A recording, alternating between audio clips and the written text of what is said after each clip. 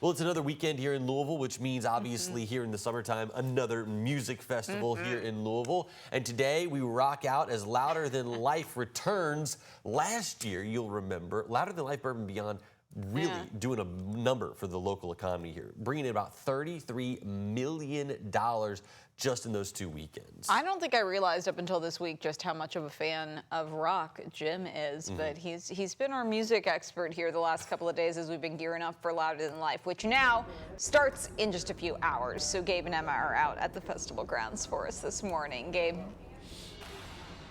Hey, good morning, Jim and Grace. Yeah, Jim, you're probably the one that should be out here this morning on account of you know the music way better than I do. I'm trying to rock on and do the mosh pit, but we'll get there eventually. Maybe we can find the mosh pit. Teach you how to crowd surf. Exactly. Yeah, I can do that. Okay. But the mosh pit, I don't know about that one. All right, we're joined with Lexi again. Let's talk about passes because there's some that are sold out, but there's some that are still available. Yeah, if you're thinking about maybe coming to Louder Than Life, there are a lot that are sold out. I know our Friday is completely sold out. That's Avenged Sevenfold, who was rained out last year. So there are a lot of people from last year who are really excited to be back and actually get to hear them this year. Weather looks good.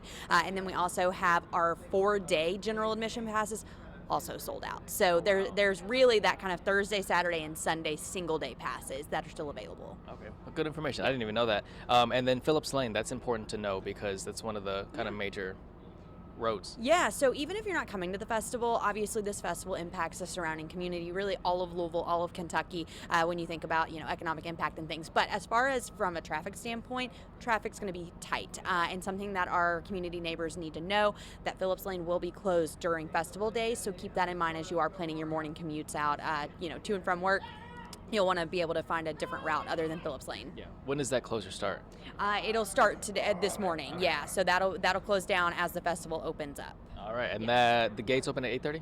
Our vehicle gates open at 8:30. Yes. And then that's what I meant. Vehicle gates. Yes, vehicle gates open at 8:30. The gates for the festival open at 10. Yes. There we go. All right. Jim and Grace, we'll send it back to you. We got a couple more throughout GMK, so we're gonna stick around here.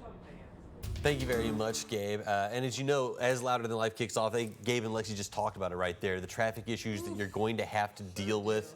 Yeah, Louisville Metro Police also talking about those too. They've made some changes to their traffic patterns even since Bourbon and Beyond last week. Chief Humphrey said that there were some issues, especially as people were leaving the festival grounds because so many were leaving at once this weekend. Not only will there be an influx of people at the festival grounds, but there's also a U of L home game to compete with. There's racing at Churchill Downs, so it is going to be very busy out there. The chief saying more than 150,000 people going to be in the area, so you need to pack your patience. Bourbon and Beyond was very, very successful, but what we noticed is a few problems with the traffic exiting when it comes to Louder Than Life because there will be even more people. And so one of the things that we've done is we've added several officers to the traffic detail, understanding that particularly on Saturday we are going to need everyone's patience and cooperation.